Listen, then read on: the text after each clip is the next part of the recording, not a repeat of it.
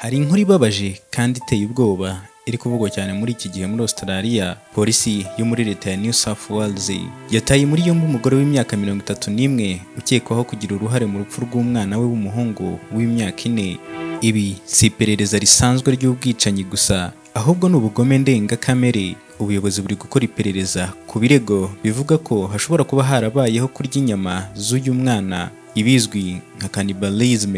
Ibintu byatumye uru rubanza rufatwa nk'ururi mu ziteye ubwoba igihugu cyabonye mu myaka myinshi ishize.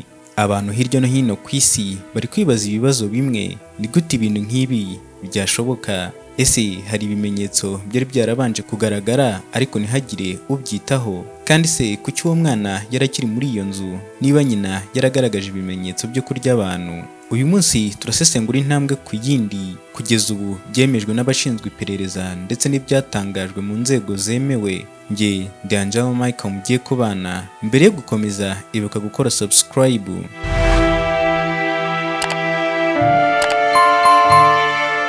Iyi nkuru yatangiye ubwo umugore yinjiraga yijyanye ku bushake bwe kuri sitasiyo ya polisi yo mu mujyi wa Wangi uherereye ku nkombe rwagati za New South Wales. Ntiyategereje ko abaturanyi bahamagara polisi, ntiyagerageje guhunga cyangwa kwihisha, ahubwo yishyikirije polisi.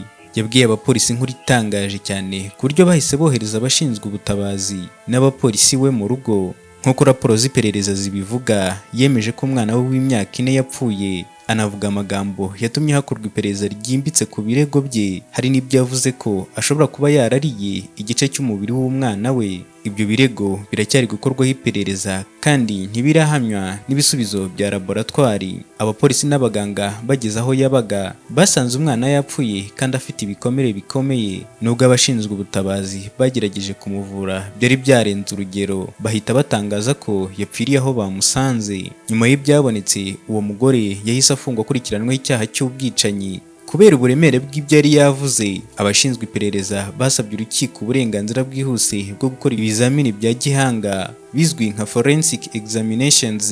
Ibyo byari bikubiyemo gufata ibipimo bya DNA mu kanwa k'uwo mugore no gukora ibizamini bya laboratwari kugira ngo harebwe niba ibyo yavuze ku birego byo kurya inyama z'umuntu bifite ibimenyetso bibishyigikira cyangwa bitabishyigikira. Muri icyo gihe kandi uwo mugore yakuwe kuri sitasiyo ya polisi ajyanwa mu bitaro kugira ngo akorerwe isuzuma ryihuse ry'ubuzima bwo mu mutwe. Abashinzwe iperereza bari gushaka ibisubizo ku bibazo bikomeye. Ese yaba yari afite ikibazo gikomeye cy'uburwayi bwo mu mutwe? Ese yaba yari yanyoye cyangwa yarakoresheje ibiyobyabwenge, cyangwa se ibyo byombi byaba byarahuriranye?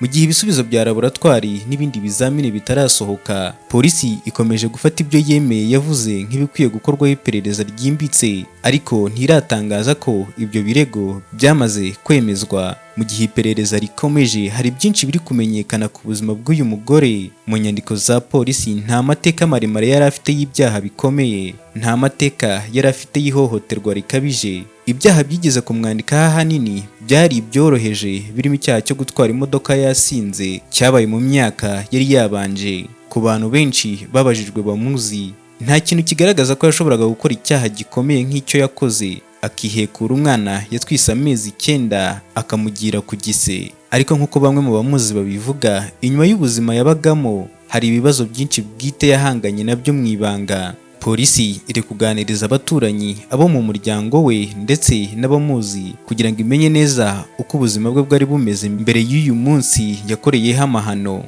Barashaka kumenya uko ubuzima bwa buri munsi bwari bumeze muri iyo nzu, niba hari uwigeze abona ubuzima bwe bwo mu mutwe bugenda buhinduka cyangwa bukarushaho kuzamba. Kugeza ubu uwo mugore aracyafunzwe kandi ntiyemerewe kurekurwa by'agateganyo mu gihe gikorerwa ibindi bizamini by'ubuvuzi n'isuzuma ry'ubuzima bwo mu mutwe. Urubanza rutegerejwe kuzamara igihe kirekire kubera uburemere bwarwo. Mu byumweru n'amezi ari imbere, ibisubizo by'ibizamini by'ibiyobyabwenge, toxicology, ibisubizo bya ADN ndetse n'isuzuma ry'abaganga b'inzobere mu buzima bwo mu mutwe bizashyikirizwa urukiko kugira ngo harebwe niba uwo mugore ashoboye kuburana cyangwa niba uburwayi bwo mu mutwe bushobora kugira ingaruka ku rubanza rwe. Iyi nkuru ni urwibutso rubabaje rw'uko ibyago bishobora kubaho mu gihe ibibazo by'ubuzima bwo mu mutwe, ikoreshwa ry'ibiyobyabwenge n'intege nke mu buryo bwo gukurikirana abantu bahuye n'ibibazo bihuriranye bishobora gutera ikibazo n'ibyago bikomeye muri sosiyete. umwana w'umuhungu w'imyaka 4 yahasize ubuzima, maze umuryango n'abaturage bose basigara mu gahinda.